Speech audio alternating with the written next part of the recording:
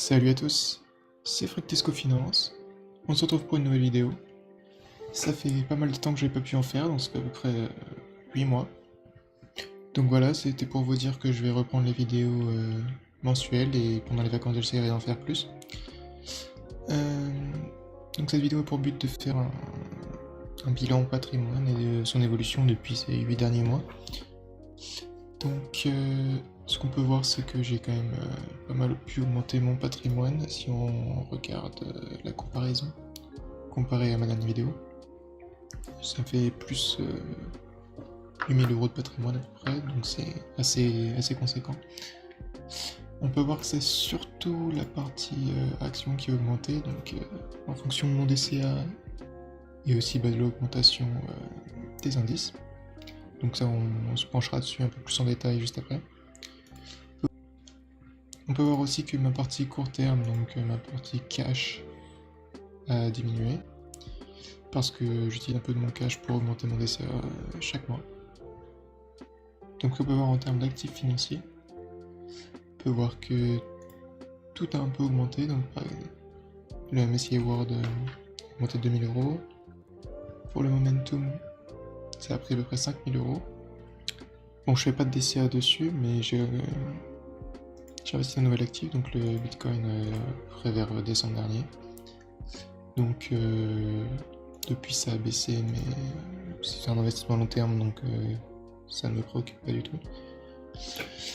Et si on regarde plus précisément la performance des indices principaux dans lesquels j'investis, on peut voir qu'il y a une performance énorme sur les 8 derniers mois sur le MSCI World et le MSCI World Momentum.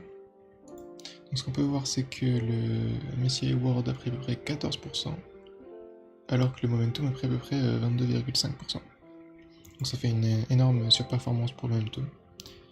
Et on peut voir que c'est surtout au cours des 2 derniers mois que ça a pris énormément, vu que ça a été assez flat pendant 6 mois. Ok, donc je me suis mis spécialement sur la période de hausse. Donc ce qu'on peut voir, c'est que le patrimoine a suivi en conséquence avec les indices. Donc j'ai pris à peu près 5000 euros, avec à peu près un investissement de ma poche, j'ai dû mettre 2000 euros. Donc rien que par mes investissements, ça a augmenté de plus de 3000 euros. Donc c'est assez conséquent. Étant donné même que le Bitcoin a été assez flat sur la période. Ok, donc ce qu'on peut voir, c'est qu'il y a une période où, sur les 2 mois, le MSCI World Momentum a fait 30% de perte, ce qui est énorme. Surtout que pendant ce moment-là, le MSCI World classique faisait seulement 14,62%. Donc ça a littéralement doublé la performance. Donc ce qui est énorme. Et ce qui fait que depuis que j'ai commencé à investir, en termes de CAGR, donc de performance annualisée des indices, que je considère déjà net d'impôts, on peut voir qu'il y a une énorme delta entre les deux.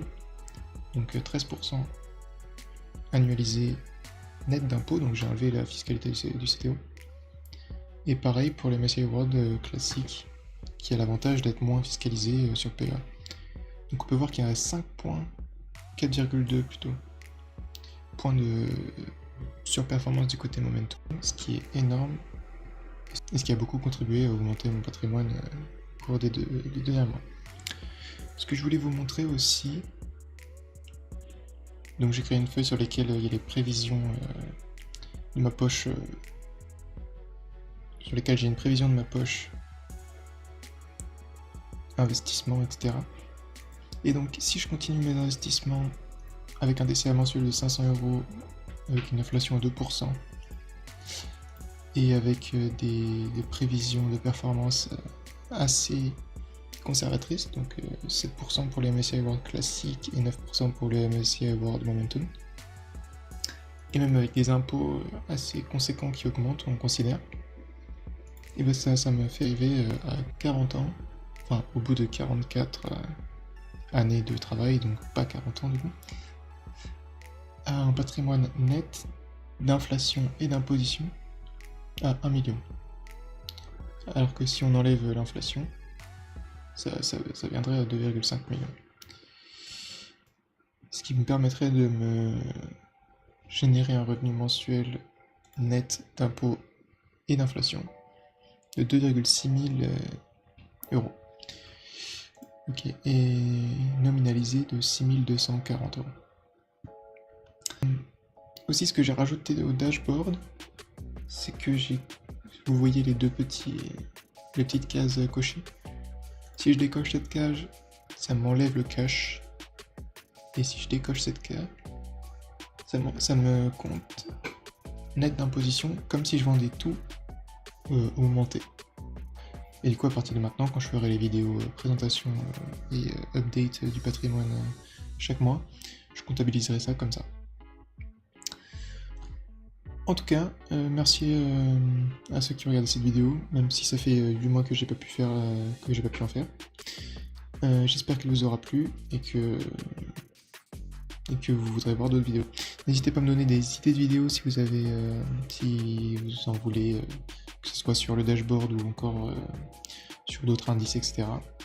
N'hésitez pas et à la prochaine.